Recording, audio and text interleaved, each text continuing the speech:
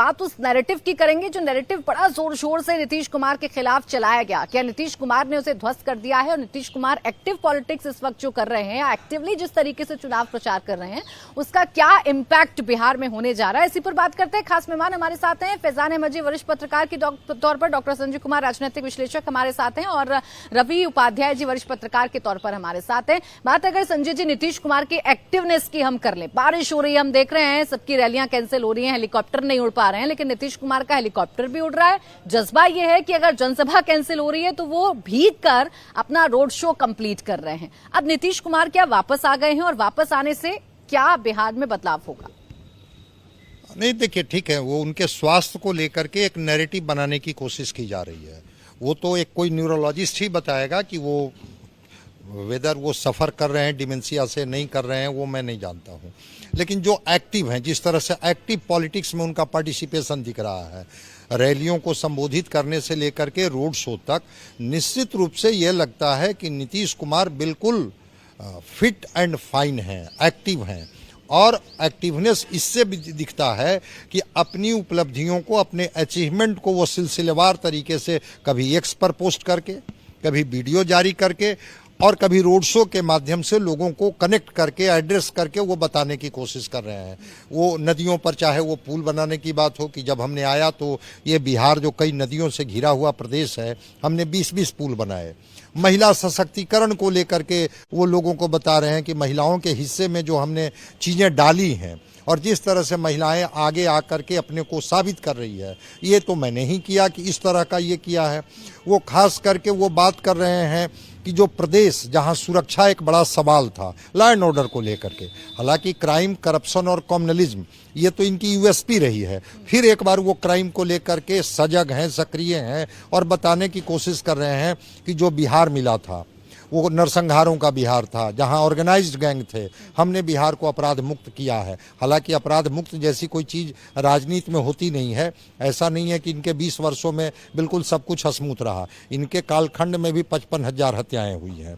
ऐसा नहीं है कि 8 हत्या रोज का एक डेटा अभी भी आ रहा है। तो लेकिन हाँ, मैसेकर नहीं हुआ है, ऑर्गेनाइज्ड गैंग नहीं है, तो वहाँ पर लोगों की बातें अपील करती है। और दूसरी चीज़, जो नीतीश कुमार का जो एक चेहरा है, जिस चेहरे की स्वीकृति है बिहार में, तो जो आप पूछ रही हैं कि आखिर इस एक्टिवनेस का कारण क्या है, एक्टिवनेस का कारण है कि नीतीश कुमार लोगों के बीच अपनी मौजूदगी दर्ज करा करके ये बताना चाहते हैं कि हम आपके लिए पूरी तरह से न केवल स्वस्थ हैं, सक्रिय हैं, बल्कि आपके बीच में हैं। हम कोई ऐसा नहीं है कि मैसेज करके अपने को किनारे कर रहे हैं। हम तो नैरेटिव विपक्ष बना रहा था, वो कम से कम डेंट किया जाए, कोशिश जरूर नीतीश कुमार और उनकी पूरी पार्टी कर रही है। और जो मैं उनकी पार्टी के नेताओं के बयान पढ़ रही हूँ, संजय कुमार झा, फैजान जी, वो कह रहे हैं बारिश क्या रोक सकेगी जन नेता के हौसलों की उड़ान को। और जो तस्वीरें उन्होंने साझा की हैं वो वही तस्वीरें हैं जो रोड शो की हैं, बारिश में भीगते हुए वो नेताओं के बीच में पहुंच रहे हैं।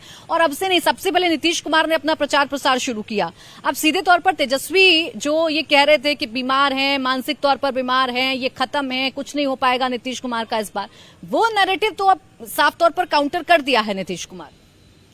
देखिए, ये कहा जा सकता है कि ऑन एन एवरेज मुझे लगता है कि सबसे ज़्यादा चुनावी सभाओं को और रोड शो को सबसे ज़्यादा नीतीश कुमार ने ही किया है। कल का भी मैं एक वीडियो देख रहा था, अच्छी खासी बारिश हो रही थी, कुशेश्वर स्थान में नीतीश कुमार गए थे और वो कार से उतरकर पैदल चलते हुए जा रहे हैं। काफ़ी दूर तक वो पैदल चल के गए हैं, लोगों के बीच में गए हैं।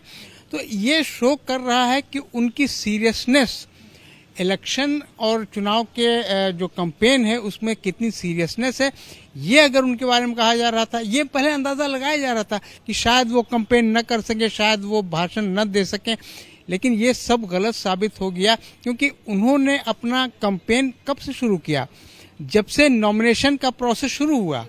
वो अपने कई पार्टी के कई उम्मीदवारों को और सीनियर लीडरों को, मंत्रियों के, उनके उसमें वो नॉमिनेशन में भी गए, न सिर्फ गए बल्कि वहाँ उन्होंने पब्लिक मीटिंग भी की और वहाँ भाषण भी दिया। तो ये देखिए, कहने में कोई वो नहीं है कि मुख्यमंत्री नीतीश कुमार जिस तरह से एक्टिवली पार्टिसिपेट कर रहे हैं। जो कोर वोटर था फैजान जी, उसे तोड़ने की कोशिश तेजस्वी यादव ने बहुत की है। हम कुर्मी कुशवाहा की अगर बात करें, कोयरी कुशवाहा की बात करें, तो उनको टिकट देना, उनकी बात करना, उसे रिझाने की कोशिश बहुत की है तेजस्वी यादव ने।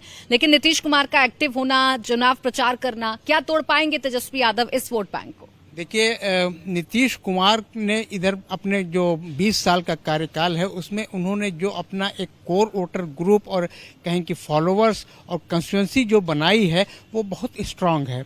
उसमें कुर्मी क्वेरी तो हैं ही, उसमें महिलाएं हैं बड़ी संख्या में और ईबीसी हैं उसमें। तो ये जो पूरा चंक आप मिला लीजिए तो ये एक बहुत बड़ा होता है। मुझे लगता है कि किसी भी पॉलिटिकल पार्टी के पास इतना बड़ा फॉलोअर्स और इतने बड़े सपोर्टर्स का चंक नहीं है। ठीक है। और एक और बात जो हमें स्ट्रैटेजी के तौर पर समझनी होगी वो ये समझनी होगी कि नीतीश कुमार के चेहरे को लेकर विपक्ष जो है वो कई बार काउंटर करता तो रहा, लेकिन विपक्ष की तरफ से ये कहा जाने लगा, अब रवि जी देखिए, नाम का साफ तौर पर ऐलान नहीं हुआ कि नीतीश कुमार को मुख्यमंत्री बनाएंगे, नेतृत्व में चुनाव लड़ेंगे, लेकिन इसे स्ट्रैटेजी ऐसे समझा जा रहा है कि वो नीतीश कुमार जो 20 साल से सत्ता में है, विपक्ष ये नहीं कह रहा कि उनको मुख्यमंत्री मत बनाइए, विपक्ष उनका ही नाम प्रोजेक्ट कर रहा है कि नीतीश कुमार मुख्यमंत्री बनेंगे कि नहीं बनेंगे, उनके नाम का ऐलान कर रहे हैं तो क्यों नहीं कर रहे हैं। तो एक बड़े फैक्टर के तौर पर है नीतीश कुमार अभी भी। देखिए, नीतीश कुमार एनडीए में ऐसे तुरुप के इक्का हैं कि उनके बगैर एनडीए नहीं चलेगा। वो इस, अब जैसे मान लीजिए, जैसे हम लोग तराजू देखते हैं तो तराजू में मान लीजिए दोनों बटखरा को आप रखिएगा 1-1 केजी 1-1 केजी, तो जिधर नीतीश कुमार चढ़ेंगे उधर ही का बटखरा, उसी का तराजू झुकता हुआ दिखाई पड़ेगा। और यही नीतीश कुमार की चमक और धमक है। और देखिए, नीतीश कुमार को लेकर के आपने देखा भी कि लोकसभा के चुनाव में किस तरीके से उस समय भी यही परसेप्शन बनाया जा रहा था, उसी समय भी यही बात कही जा रही थी, लेकिन लोकसभा चुनाव में क्या उनका स्ट्राइक रेट कम हुआ?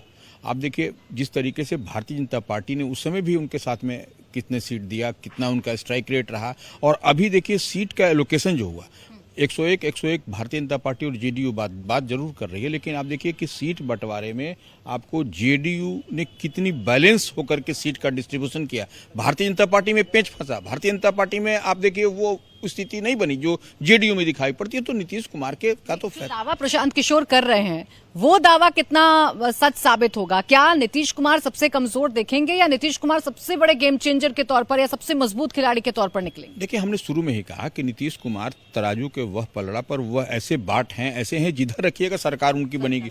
ये सबसे बड़ी बात है। और इसको प्रशांत किशोर कैसे इसको डिकोड कर रहे हैं, कैसे समझ रहे हैं, वो तो प्रशांत किशोर बेहतर बता पाएंगे। लेकिन हमको नहीं लगता है कि प्रशांत किशोर जो कह रहे हैं कि 25 से कम, 30 से कम, ये जो भी फिगर बोल रहे हैं वो उनका असेसमेंट हो सकता है। हम लोग तो धरातल पर देख रहे हैं कि नीतीश कुमार की चमक और धमक बरकरार है। बिहार में घूमने के बाद ये तो समझ में आता है कि अगर वोटर से आप बात करें तो पहला नाम अगर उनके जहन से कोई निकलता है तो वो नीतीश कुमार का निकलता है। वो उसके पक्ष में है या विपक्ष में है वो बात अलग है, लेकिन नीतीश कुमार की चर्चा बिहार में खूब वोटर्स के जरिए की जाती है।